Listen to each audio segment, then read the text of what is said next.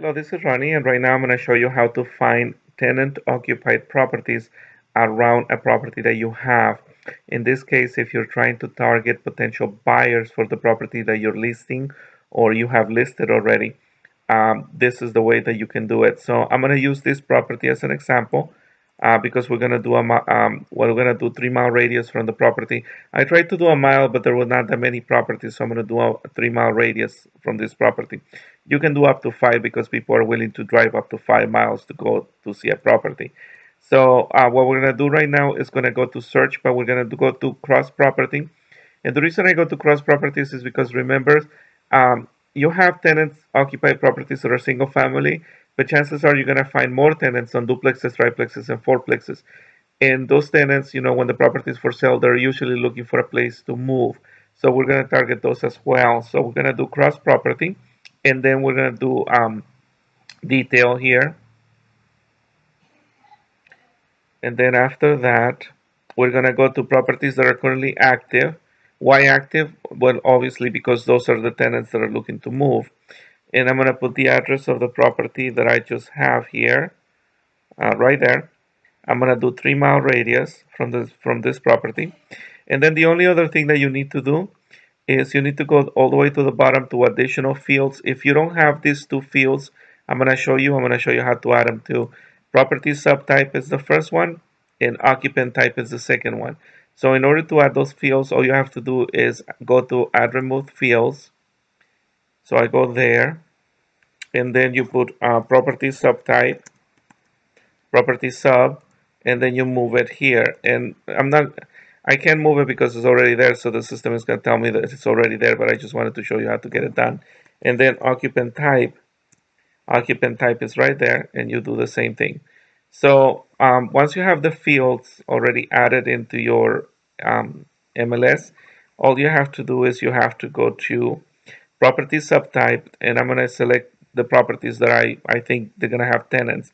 So for example, mixed use properties, single families, condominiums, townhouses, let's see what else. Timeshares, no. Rancho studio, no. Apartments also. Let's see. Duplexes right here. Farm industrial, no, none of that. Manufactured home, mobile homes, no, we don't want that. Multifamily, quadruplexes is fine. And then triplex is fine. And I think that's about it. And then when we go to occupant type, we're going to type tenant occupied. And once we do that, we have 35 matches. We go to results, and then you can see them in the map where the matches are right here. Okay. And then either that or you can see them from here. Now, I'm sorry, there's some residential lease. That means properties that are currently for lease. I thought I had removed that. Oh, I'm sorry. Let me look for I forgot to put residential. I'm sorry. I forgot to put residential here. So no residential lease, residential income. Those are the two that you're looking for, okay? So in this case, it's 24 matches.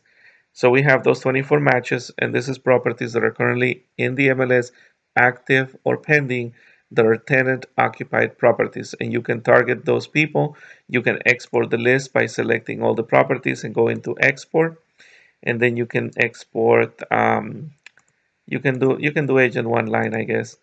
And you can export this list to Excel, and then you can watch my video on how to convert addresses into labels by going into my biweekly leads folder. I show you how to do that. It's really simple.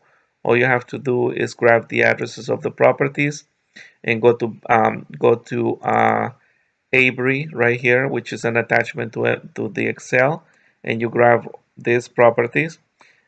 This one doesn't give you zip codes, so you may have to put zip codes. It doesn't give you the full address, city, and zip code, so you're probably gonna need that. For that, you probably need to do a special report, um, a special export in this case. Let me see if there's another one that we can use. Let's try this one here. This is full. Wait a second, there's one that says tenant, but I don't know if this is the tenant, is the one that I already created. I'm not sure if you will have it in your system or not. Let's see. Yeah, this one is the one I created. You can actually create and export by using the following fields: a street numeric, a street number numeric, a street direction prefix, a street name, a street suffix, city, state, and postal code. So those are the ones that you need. So don't forget those, okay? You need to write them down because you're gonna need them. So what you do is you go to my matrix here, and then you go to exports.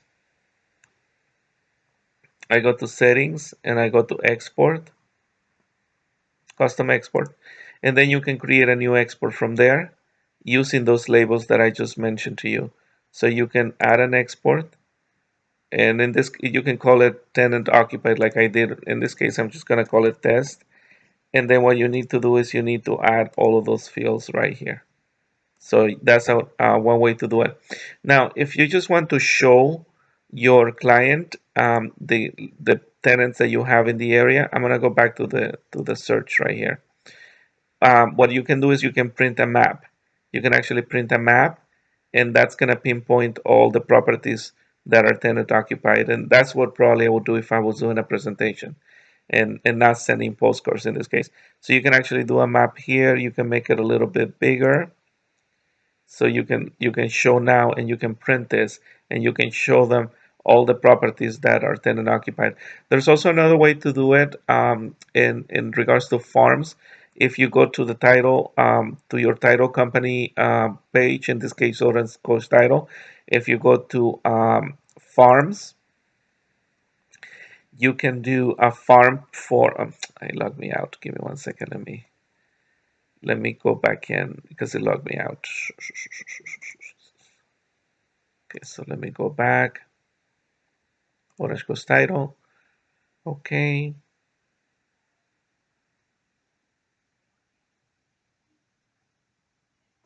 Okay, sign in.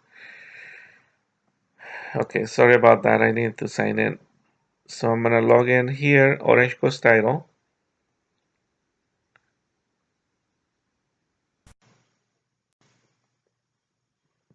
And another way to do it is going into Farms. And then go to Polygon area right here. And I'm gonna copy the same address that I had. Okay. Right there, recenter map. And then I'm gonna make it a little bit bigger or smaller in this case, backwards. And I'm gonna select like I think that's too big, too small. I'm gonna select like an area here. Okay, so we're gonna draw the polygon. So this one is kind of not nice because there's a lot of commercial properties in there. But if I draw a polygon, let's do it this way here, kind of like this way. And then you draw the polygon, and then you go to filter, and then you go to custom, and then you go to owner occupancy, you go to non-owner occupied, and then you want, once again, apartment houses, condominiums. As a matter of fact, in this case, you want them all because it's whoever. I mean, if you're targeting, potential buyers, that means tenants in general.